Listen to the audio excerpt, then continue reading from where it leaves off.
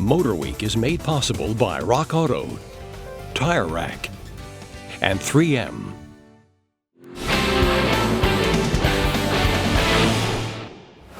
By now, most of you are familiar with Audi's S cars. It involves a formula of pumping up performance and adding a splash of sporty style to Audi sedans and coupes. While not nearly as serious as Audi's RS models, the S cars add a nice jolt of excitement without jarring the balance of comfort and convenience. Well, the latest to get the S treatment is our favorite Audi, the A7. So let's see if changing the letter to S changes our opinion.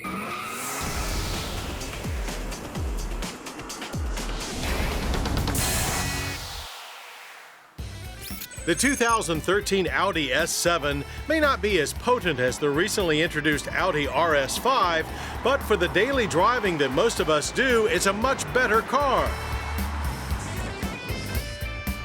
So let's find out what it takes to up the 7 from an A to an S.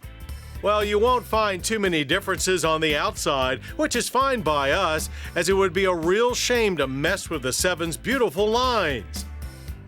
Some may not be fans of luxury hatchbacks or five-door coupes as the Euros refer to them, but this is by far the best-looking example we've seen.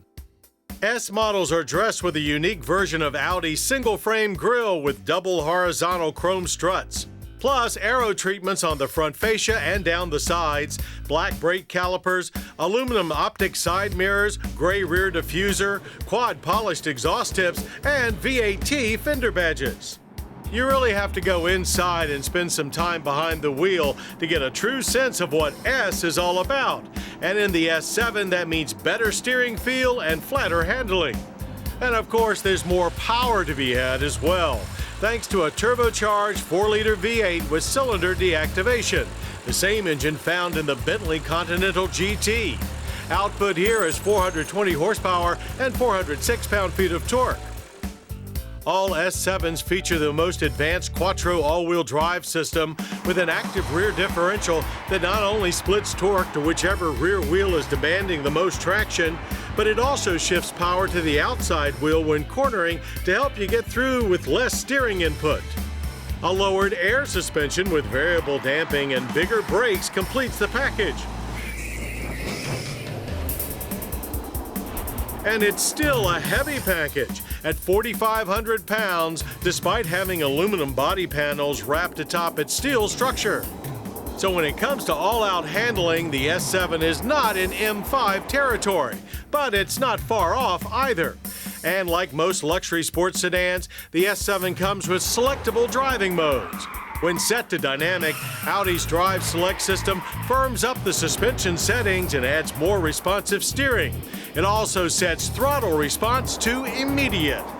With that throttle to the floor, the S7's rear bias Quattro system instantly hooks up and propels you forward with some serious thrust. It takes only 4.1 seconds to hit 60 miles per hour. That's over 1.5 seconds better than the A7, and 12.5 to reach the end of the quarter mile at 110 miles per hour. Things are smooth and stable the whole way with nice firm shifts from the 7-speed dual clutch transmission and a ferociously pleasant exhaust note. Braking performance is equally fierce, hauling this heavyweight down in a very short average of 113 feet. As fun as all of this is, the S7 is just as entertaining to drive at a normal going-to-work pace. Our only complaint, when in full auto mode, the transmission is a little jerkier than we found in other Audis with similar trans. But it's mostly noticeable because everything else about the driving experience is so smooth. The V8 cylinder-on-demand system is virtually undetectable thanks to active engine mounts that quell vibration and even noise cancellation inside the cabin that eliminates any audible clues.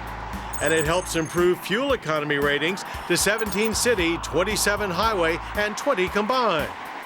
Still, being a big luxury car, the energy impact score is only average at 16.5 barrels of oil devoured annually, while emitting 7.3 tons of CO2. The only thing that gets emitted inside the S7's cabin is lavishness. It's the same gorgeous interior as the A7, only sporting great updates like super comfortable Valcona leather seats with well-done cross-stitching, an S-Sport steering wheel with aluminum finish shift paddles, unique gray instrument cluster, aluminum pedals, and illuminated S7 labeled sill plates. And it's more than just a pretty package. It's a highly functional one as well, with Audi's fairly intuitive MMI interface and goodies like onboard Wi-Fi and Google Earth mapping. But you do have to pay a price for such niceties, and the S7 is not exactly a performance bargain, starting just shy of the M5 at a still lofty $79,695. It's easy to understand why Audi is doing so well right now. They're building some incredibly nice cars.